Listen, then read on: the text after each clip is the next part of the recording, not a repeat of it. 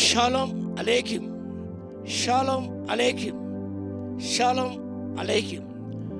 Topic for today is beauty for ashes. Beauty for ashes.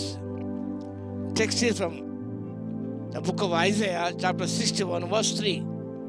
అందులో ఒక భాగం, బూడిదకు ప్రతిగా పూదండను ఇచ్చుటకు దేవదేవుడు తన కుమారుడు యేసుక్రీస్తు ఈ లోకాన్ని పంపాడు. బూడిదకు ప్రతిగా పూదండ, ఇది మెస్సియా ప్రణాళికలో ఒక భాగం, ఆ చేసే కార్యాల ఒక భాగంగా మనం చూస్తున్నాం. దగ్గర ధ్యానం చేసిన భారభరితమైన ఆత్మ ప్రతిగా స్థితి వస్త్రం అని, బూడిదకు ప్రతిగా పూదండలు అనగా బ్యూటీ ఫర్ యాషెస్. ఈ విషయాన్ని జ్ఞాపకం చేసుకున్నప్పుడు బైబిల్లో ఉన్న కల్చర్, సంస్కృతి ఒకసారి జ్ఞాపకం చేసుకోవాలి. పాత నిబంధన కాలంలో దుఃఖంలో ఉన్నప్పుడు, లేదా ప్రేమ కోల్పోయినప్పుడు, పాపంతో పశ్చాత్తాపడినప్పుడు వారు they to sit and cover themselves with ashes to explain their mourning or loss. వారి దుఃఖాన్ని, పొందిన నష్టాన్ని వ్యక్తపరచడానికి వారు బూడిదలో కూర్చొని వారు ఆ బూడిదని కవర్ చేసుకునేవారు. ఈ దుఃఖానికి పోగొట్టుకున్న ఆత్మీయులు కావచ్చు, ఆస్తులే కావచ్చు, స్వాతంత్రమే కావచ్చు, వాటికి విలిపించేవారు. వారు వాక్య భాగంలో చూస్తాం, మేము చదువుకో 2 Samuel chapter 13 verse 19. అంత మాత్రం కాకుండా ఎస్తేరు మొర్దెకై కాలంలో యూదులకు రక్షణ కొరకై వారు యూదులు బాధపడుతుండగా దుఃఖించారు. Esther chapter 4 verse 1, the book of Esther. మరికొన్ని సందర్భాల్లో వారి పాపానికి ప్రయత్నం చేసుకోవడానికి గుర్తుగా ఈజీగా బూడిదను కవర్ చేసుకునేవారు. Zona chapter 3 verses 5 to 7. అది గోనపట్ట కట్టుకొని బూడిద పూసుకునేవారు. పశ్చాత్తాపం గుర్తుగా ఆ రీతిగా వారు చేసేవారు. The ashes were therefore associated with pain, loss and suffering. ఈ యొక్క బూడిద అనేది బాధకు, నష్టానికి, శ్రమలకు గుర్తుగా ఉన్నాయి. అందుకే గీత గోనపట్ట విడిపించి ఆయన సంతోష వస్త్రాన్ని ధరింపచేశాడు. నిజంగా నువ్వు ఏ దుఃఖంలో ఉన్నావో, నువ్వు ఏ బాధలో ఉన్నావో ప్రభు దాన్ని విడిపించడానికి వచ్చాడు. ఈ వాక్యమంతా గమనిస్తే ఇది ఒక ప్రవచనం యేసు ప్రభు గురించి. God's plan for the nation of Israel and the arrival of Messiah and how his arrival was destined to impact the world. ఈ యొక్క అధ్యాయం గమనిస్తే, ఈ వచనం గమనిస్తే యేసు ప్రవచనం. God's plan for the nation of Israel to redeem them from their sufferings, from their bondage, from their pain, from their loss. And the arrival of Messiah and how his arrival was destined to impact the world. ఆయన యొక్క రాక అనేది ఏ రీతిగా ప్రపంచం ప్రభావితం చేస్తుందో, ఇలాంటి వారికి ఇలాంటి దేవుని ఇస్తాడో చక్కగా ఇందులో పొందుపరచబడది. Beauty for Ashes.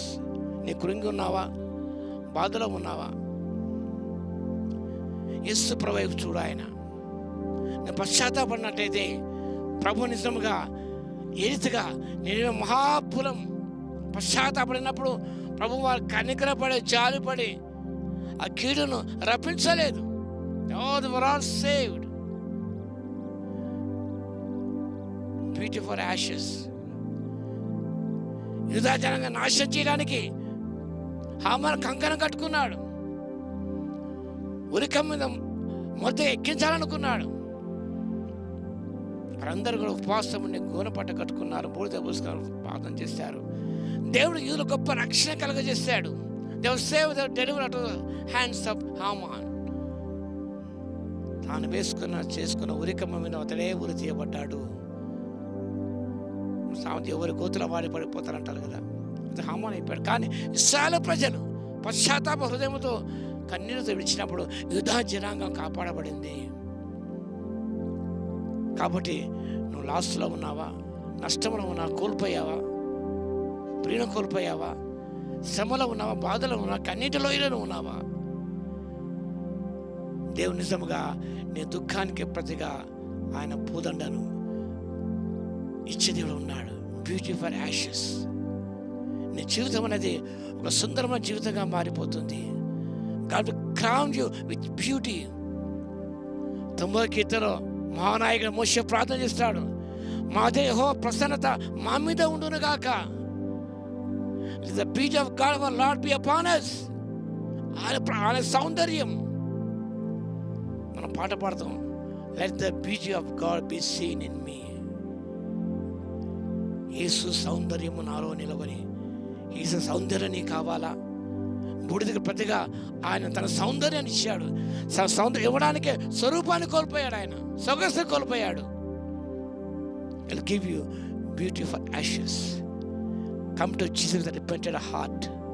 నువ్వు ప్రార్థన చేయి, పశ్చాత్తాపంతో ప్రార్థన చేయి. దేవుడు నష్టాన్ని పూరించే దేవుడే ఉన్నాడు. నిశ్రమలలో ఆ నెమ్మది ఇచ్చే దేవుడే ఉన్నాడు. హస్తంతో ఆదుకునే దేవుడే ఉన్నాడు.